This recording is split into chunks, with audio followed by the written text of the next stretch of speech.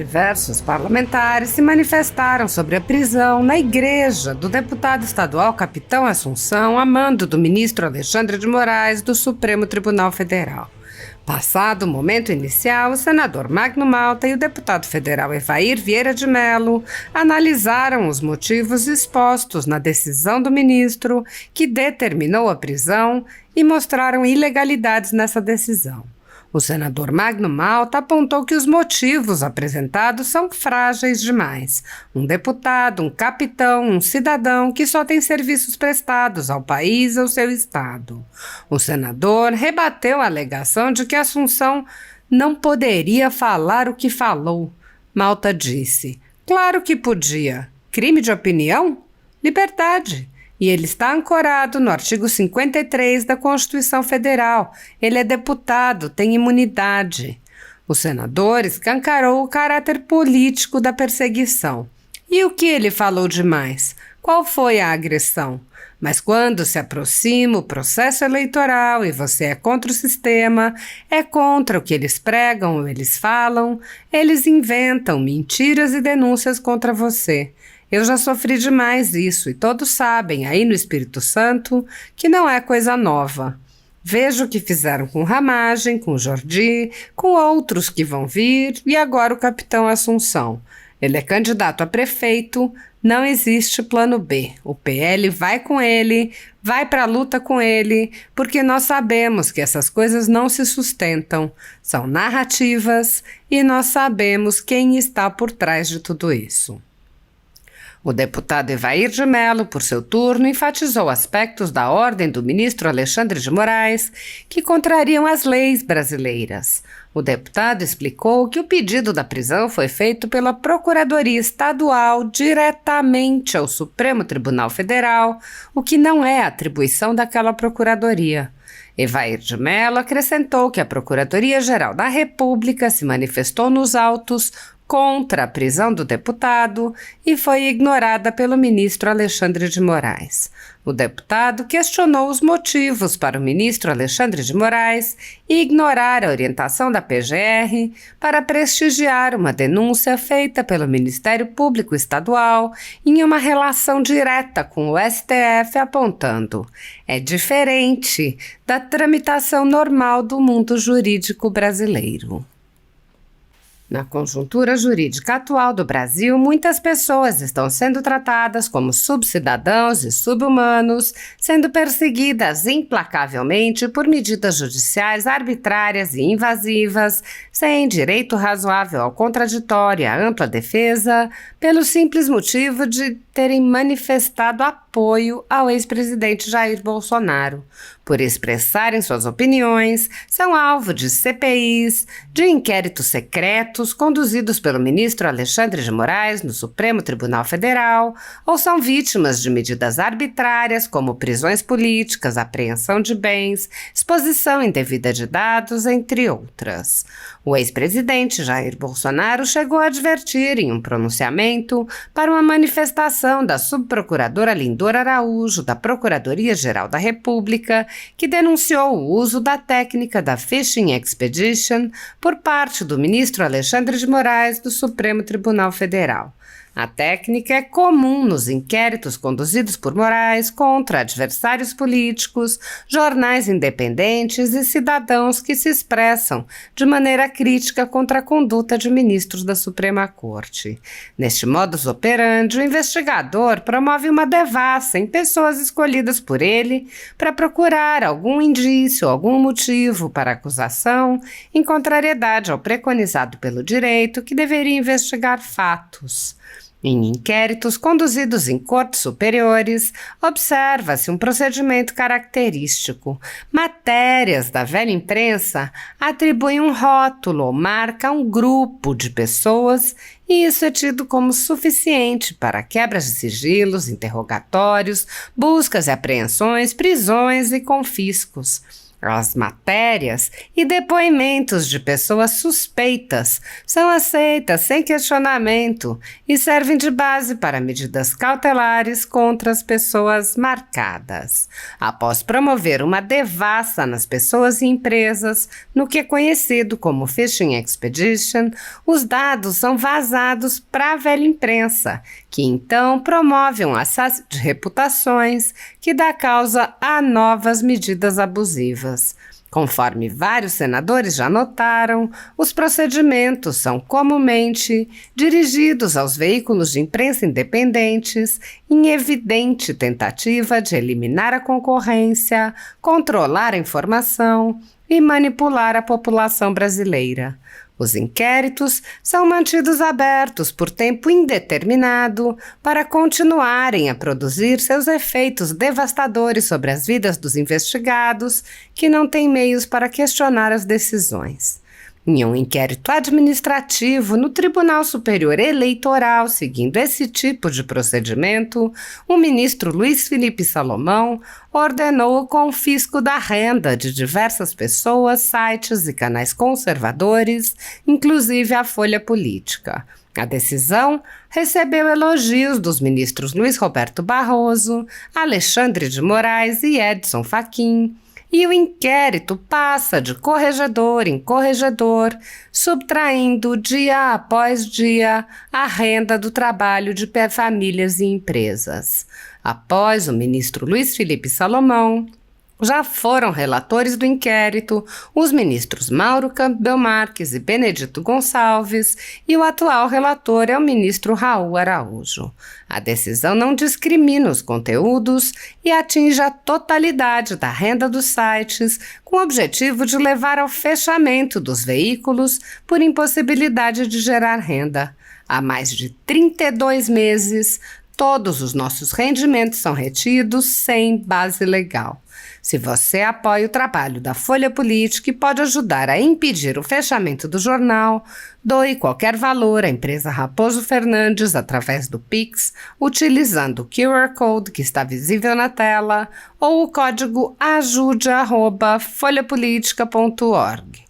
Caso não utilize Pix, há a opção de transferência bancária para a conta da empresa Raposo Fernandes, disponível na descrição deste vídeo e no comentário fixado no topo. Há mais de 10 anos, a Folha Política vem mostrando os fatos da política brasileira e dando voz a pessoas que o cartel midiático quer calar. Pix ajude@folhapolitica.org. Assista. Oi, pessoal. O que está no mandado de prisão, está lá escrito aí, vocês estão vendo? São frágeis demais. Um deputado, um capitão, um cidadão, que só tem serviço prestado ao país, ao seu estado do Espírito Santo, que luta pela sua classe, um homem que luta contra a criminalidade e é conservador, fala sobre os seus valores, está de tornozeleira. Esse homem não podia falar o que falou, que é uma vergonha, ele está de tornozeleira na tribuna. Claro que podia. Crime de opinião, liberdade, e ele está ancorado no artigo 53 da Constituição Federal. Ele é deputado, ele tem imunidade. E o que ele falou demais? Qual foi a agressão? Nenhuma. Mas quando se aproxima o processo eleitoral e você é contra o sistema, você é contra aquilo que eles pregam ou eles falam, eles arrumam mentiras e denúncias contra você. Eu já sofri demais isso. E todos sabem, aí no estado do Espírito Santo. E não é coisa nova. Eles querem tirá-lo. Veja o que fizeram com Ramagem, veja o que fizeram com o Jordi e com outros que vão vir. E agora com o capitão Assunção. Reafirmo, ele é candidato a prefeito. Não existe plano B, o PL vai com ele, vai para a luta com ele, porque nós sabemos que essas coisas não se sustentam, são narrativas. Olá, nosso Espírito Santo, meu boa noite. Queremos falar aqui dessa que nós consideramos injusta, que foi a prisão do deputado estadual, capitão Assunção. 2 fatos relevantes precisam ser considerados, nós estamos desde a última quarta-feira tentando compreendê-los. A primeira delas é a demora de mais de 1 ano para a execução dessa prisão. Por que demorou tanto? E o segundo quais são as motivações do ministro Alexandre de Moraes do STF em não ter seguido a orientação da Procuradoria-Geral da República, que orientou pela não prisão do deputado estadual Capitão Assunção. E o ministro Alexandre de Moraes prestigiou a denúncia da Procuradoria-Geral do Estado do Espírito Santo, que não tem, inclusive, nenhuma relação direta com o STF. Por que o Alexandre de Moraes trocou a Procuradoria da República pela Procuradoria-Geral do Espírito Santo? Qual a motivação? Qual é o prestígio? Qual é o entendimento disso? Com certeza, pela Câmara Federal, vamos querer saber desses esclarecimentos e, com certeza, poder também desvendar essa relação direta da Procuradoria-Geral do Espírito Santo com o STF. Quais são as motivações que levam a isso, quais são os méritos e que prestígio é esse, que naturalmente é diferente da tramitação normal do mundo jurídico brasileiro. Com certeza esperamos que também a nossa Assembleia possa, o mais rápido possível, apreciar esse processo e possamos trazer a liberdade ao nosso Capitão Assunção para que ele possa dar continuidade ao exercício do seu mandato e, naturalmente, na sua trajetória de vida pública. Como eu sempre digo, vai vendo, Espírito Santo! Fala pessoal, deputado federal, Gilvanda Federal. Infelizmente, como todos sabem, o deputado Capitão Assunção foi preso ontem. E eu pergunto, ele foi preso porque acharam dinheiro na cueca? Não. Ele foi preso porque estava envolvido em esquemas bilionários com a Odebrecht, Petrobras e etc. Não. Foi preso, segundo as redes sociais, inclusive a Folha Vitória, a pedido da Procuradora-Geral do Estado, Luciana Andrade, ao ministro Alexandre de Moraes, por descumprimento de medidas cautelares. E tudo iniciou por um crime que não existe, que é o crime de opinião, por a gente criticar o sistema que acontece hoje aqui no Brasil. A gente não vive numa democracia, a gente não vive num Estado democrático de direito, que eles tanto vomitam, essa esquerda. E isso tudo está acontecendo porque nós temos um presidente do Senado, senador Rodrigo Pacheco, do PSD, do Kassab, covarde, omisso. Temos a maioria dos senadores telhado de vidro lá em cima. Então, poucos são os senadores que têm coragem de enfrentar esse sistema, como o senador Magno Malta, Josi Seif, Cleitinho, enfim, tantos outros, Marcos Rogério. Mas somos minoria. Infelizmente, nosso Senado é muito fraco, porque o Senado sim poderia colocar ordem no nosso país e colocar esses abusos terem fim. Então, toda a minha solidariedade aqui ao deputado Capitão Assunção. Não é criminoso. Que Deus abençoe, que ele possa sair o quanto antes, porque, na verdade, muitos criminosos no nosso país estão soltos.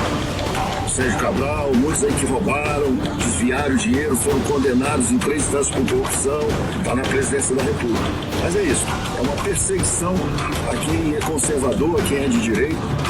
Então, se todos nós estamos sendo perseguidos, eu mesmo, toda hora aparece aí um processo contra mim, mas, como eu digo, podem nos perseguir, podem nos processar, podem até nos prender, mas essa chama, essa voz por liberdade, jamais nos calarão. E o povo brasileiro, o povo capixaba, cidadão de bem capixaba, tenho certeza que é contrário a essa prisão arbitrária e estará junto aí com o deputado Capitão Assunção. Força, Deus, pátria, família e liberdade. Alô, Espírito Santo, deputado federal Gilvanda Federal, estou aqui com o deputado Evair de Mello, deputado Messias Donato, nós três oposição ao governo Lula.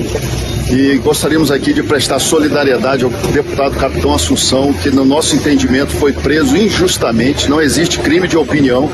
Então nós queríamos deixar aqui solidariedade ao Capitão Assunção e à sua família. Não é isso, Evair? Capitão Assunção, a nossa solidariedade à sua família, tenho certeza que nós três temos nosso mandato à sua disposição para, juntos em Brasília, fazermos a defesa do Estado Democrático de Direito, a sua prerrogativa e também da prerrogativa parlamentar. Conte sempre com a gente.